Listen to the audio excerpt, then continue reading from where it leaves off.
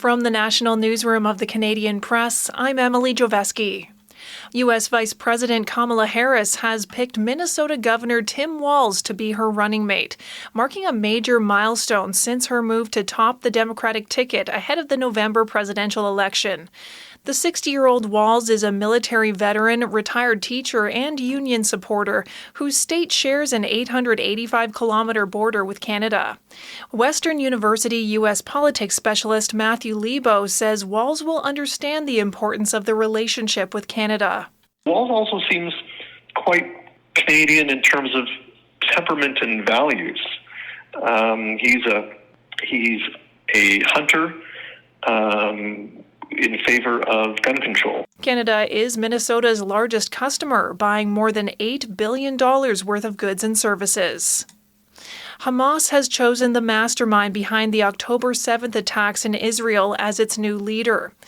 Yahya Sinwar rises to the head of the militant group, replacing Ismail Haniyeh, who was killed in Iran last week in a presumed Israeli strike. Sinwar is at the top of Israel's kill list as it seeks to destroy Hamas and its leadership after the October attacks that started the war in Gaza. Saskatoon police say they found the remains of a missing woman in a city landfill. Officers began searching the landfill in May for 22-year-old Mackenzie Lee Trochet, who was reported missing in December 2020.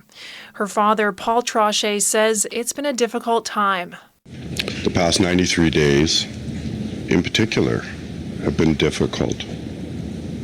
But today, we have the answers we were searching for. Police also say a suspect in the woman's death died of a drug overdose last year. Parks Canada officials say crews are making good progress in tackling the large-scale Jasper wildfire. Agency spokesman Landon Shepard says rain helped firefighters battle the blaze that forced the evacuation of more than 20,000 people 2 weeks ago. He says the fire season is expected to extend into the fall, but says the agency is prepared. And we're hoping to continue to get assistance from Mother Nature, which helps out in some of the more remote areas that are really difficult to access in this Rocky Mountain terrain. There's still no timeline for when Jasper residents can return home. And fewer employers would be eligible to hire temporary foreign workers under new regulations being considered by the federal government. Employment Minister Randy Boissonnault has announced a number of proposed changes aimed at curbing fraud and reducing the number of temporary foreign workers in Canada. He adds he's also considering increasing fees associated with the program. This is the Canadian Press. In sports, Cameron Rogers of Richmond, BC struck gold today in the women's hammer throw at the Olympics. The 25-year-old is the first Canadian to win a medal in the women's event with her 76.97-meter throw in Paris.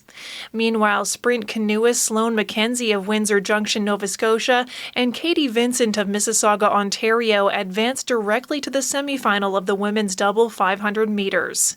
But Canada's men's basketball team felt the sting of loss today after France knocked them out of the games in the quarterfinals.